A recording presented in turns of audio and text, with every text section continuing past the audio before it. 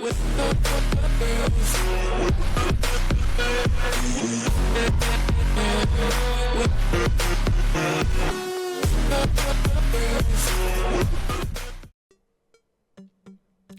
back to Sip the Talent Films. I'm your host, Coach Evans, and today we're going to take a look at Darien Porter, cornerback out of Iowa State.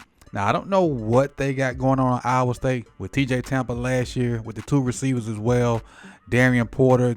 They're starting to produce some very good athletes at Iowa State. So I want to take the time to look at Darien Porter today because I think that's a guy that maybe eventually can be had on the Baltimore Ravens down the line. Let's take a look at some of his PFF numbers before we get into some other aspects of Darien Porter. So one of the few things in this new age of college football, he spent all 4 years at one school, and he only played 4 years. So that's a rarity in college football right now. Either they play 3 or they play 12. But this guy played 4 years at the same school at Iowa State. So his freshman year, he only had 1 snap. Sophomore year, 153 snaps.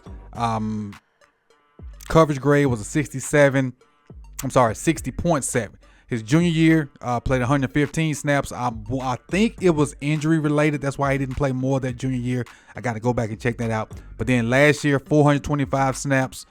Defensive grade of 79.4. Coverage grade of 90.1. Now, tackling is suspect, run defense suspect, but a coverage grade of 90.1. And that's what corners do. They cover. So let's get into his RAS score from his performance at the NFL Combine before we get into the film. Score. And RAS stands for Relative Athletic Score. And you'll see a lot of this pop up on social media from time to time, especially since the Combine has went through. And for all the guys that did all the drills, you'll get a true RAS score. For some guys, you'll have some grayed out boxes until they have their pro day, and then you'll get another RAS score from them. So shout out to, I forget the guy name that put these out, but I got to go donate because he does this for free, and you know he has got to pay for servers and stuff like that. So if you appreciate this stuff like that, go check him out. But everything that's in the green on the RAS score is good for him. Yellow is okay, and if you see any red, that's bad. So we'll start off with his height, 6'2", and I think that's 7/8. I think that's what that means. 6'2" and 7/8. That's a 9.88.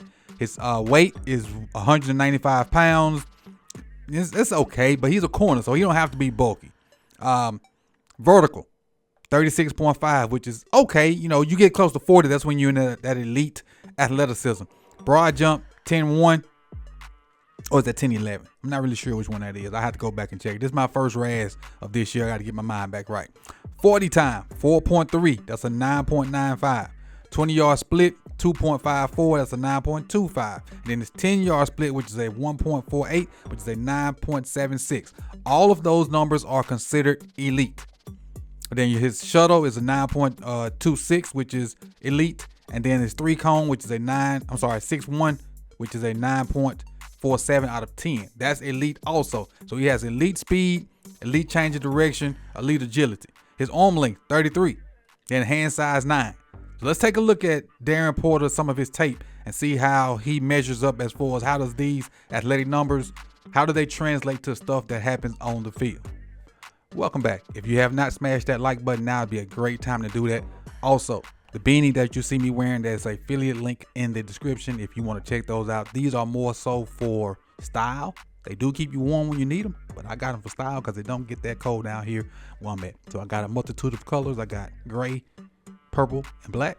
So the affiliate link is in the description if you want to get you some for yourself. But let's get into this Darien Porter film. You see him at the bottom, and I got to kind of do certain things to beat the algorithm, if you know what I mean. So there's Darien right there at the bottom. This is versus UCF, Central Florida. Good jam, but it's also going to release because his man is that back guy.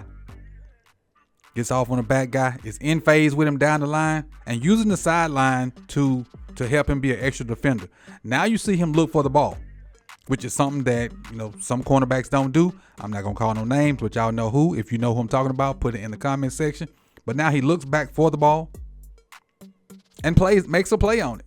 Not only does he make a play on it, he don't panic. He don't push, he don't grab, he don't hold, he don't do all that. He finds the ball, makes a play on it, and is incomplete. So it's a good job of not panicking, good job of finding and locating the ball, and decent job of ball skills. Not great. It'd been great if he'd have caught it, but decent job of ball skills, because that would have been a contested catch. So now it turns into a PBU. Let's go to the next. This is versus Arizona State. You see him down there at the bottom down there. And this is versus the tight end. So I wanted to put this one on here because the guy that comes off, and you're going to see him in the screen, number 7 is a tight end. So he's on the nub side guarding the tight end. You see the defensive end kind of getting off the ball. The tight end's going to release inside the defensive end. And he got the tight end one-on-one. Tight end tries to body him and push him off. They don't really work. With that long frame at 6'2", 197, if I'm not mistaken. And he gets a little push from the tight end. But watch him get right back in phase. Got right back in phase. So if that ball would have been thrown, he could have undercut it perfectly. Now a scramble drill going on back there. If you see the quarterback back there, you see a whole scramble drill going on. Now you got a plaster. Don't allow your man to get open. Good job of plastering. And if you can force him to touch that back line, that's even better. Because see, he touched the back line right there. He's not a factor anymore. He's not a factor anymore. You can go do something else now because that guy's touched the back line. Does a good job of plastering and scramble drill. And now he knows that he's running, so you try to go get in on the play.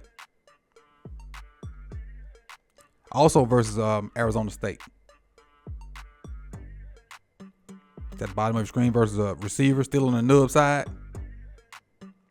Great job of transitioning when the guy tries to get him with the little rocker step. Keeps his eye on the belly button if that's how he's taught. Don't really go for it. Got the inside release, got the hands on him. Just riding it. Great in phase. Really in phase with him. Not very much separation. And again, more scramble drill, less plaster. Which is a interesting trait because it's something that corners didn't used to have to do. But now because of the evolution of the mobile quarterbacks, you have to do that now. You have to not only cover the initial route, you have to cover the second route. You see him in phase with his receiver, and granted that the quarterback kind of almost scores, his guy was locked up. This one is versus, was that North Texas? Who's that? That is, I don't know who that green team is. I thought it was North Texas, but it's not. Do you see him in press coverage down there?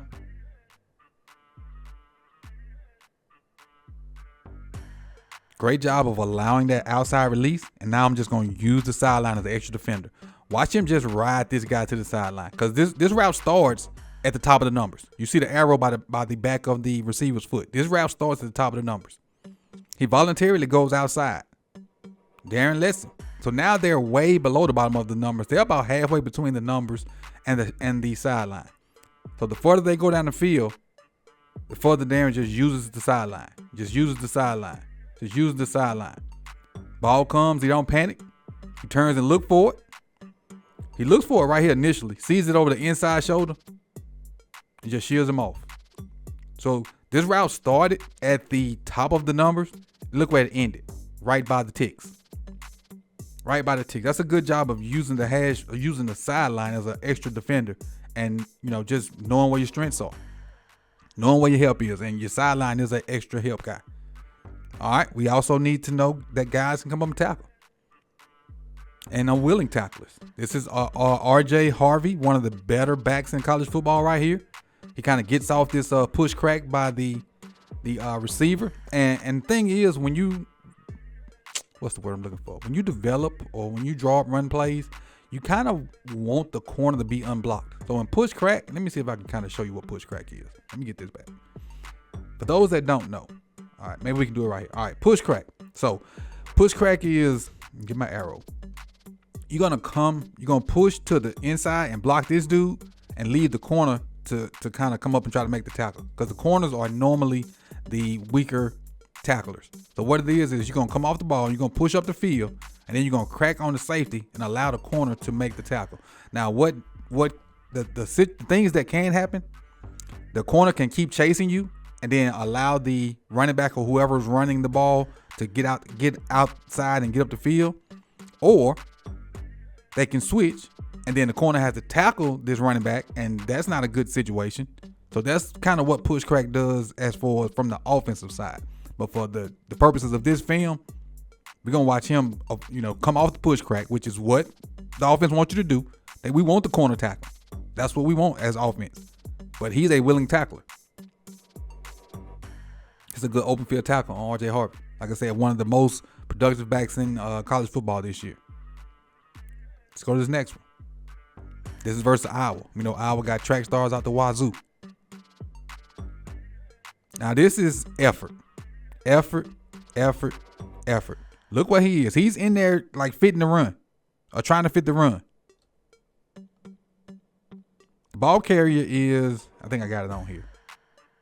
That's Porter. This is the ball carrier right here.